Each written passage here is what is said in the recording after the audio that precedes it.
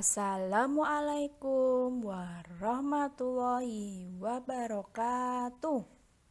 Wilujeng enjang bocah-bocah kelas tunggal sholih lan sholihah.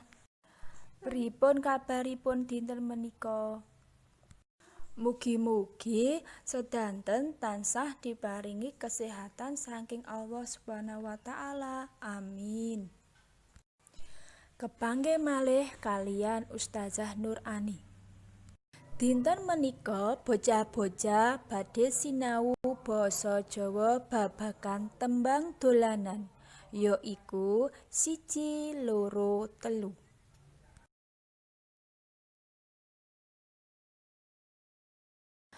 Pembelajaran Bahasa Jawa semester 2 kelas 1. KD 3.1 Memahami tembang dolanan. Bertema budi pengerti.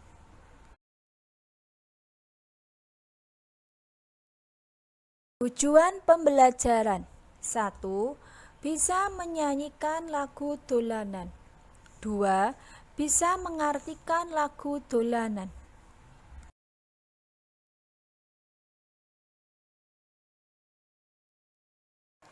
Bocah-bocah sadurunge piwulang iki, ayo diwiwiti maca basmalah bareng-bareng.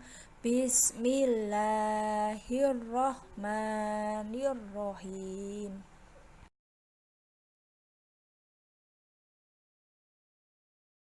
Tembang dolanan yaiku tembang sing prasaja utawa sederhana. Biasane ditembangake déning bocah sinambi dolanan bareng karo kanca-kancane kang pitutur apik. Tembang 1, 2, 3 kalebu tembang dolanan. Isi saka tembang 1, 2, 3 yaiku ngajak padha sregep sinau. Tuladhane tembang dolanan yaiku jamuran, jaranan, 1, 2, 3 lan liyan-liyane.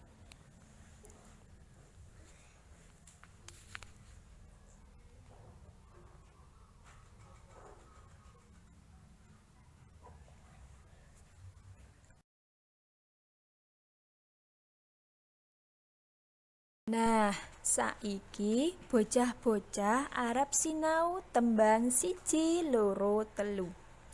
Gatekno yo tembang ing video iki. 1, 2, 3 astane sedeku mirengake Bu Guru menawa didangu 4 nuli 5 lenggahe sing tata aja padha sembrono mundhak ora bisa. Matur suwun.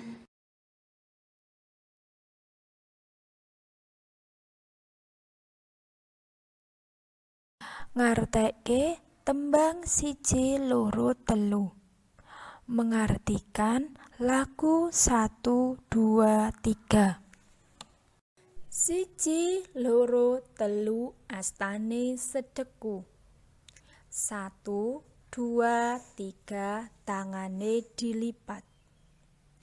Mirengake Bu Guru menawa didangu.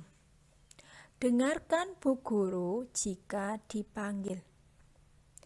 4 nuli 5 lenggahe sing tata. 4 kemudian 5 duduknya yang rapi. Ojo podo sembrono mundhak ora bisa. Jangan sembarangan, nanti tidak bisa.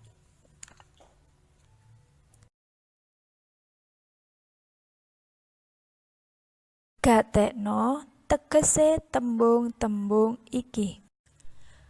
Astane tegese tangane.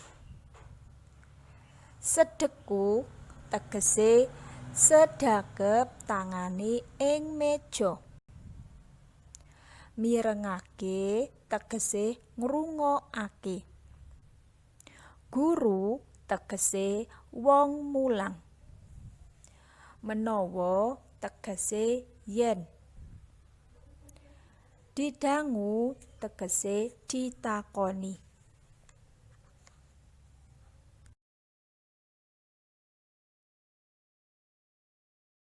Menika wau piwulang tembang 1 2 3. Tugase bocah-bocah saiki ngapalke tembang 1 2 3. Nek wis apal nembange terus di video kirim ing Ustazah Nurani. Semangat yo.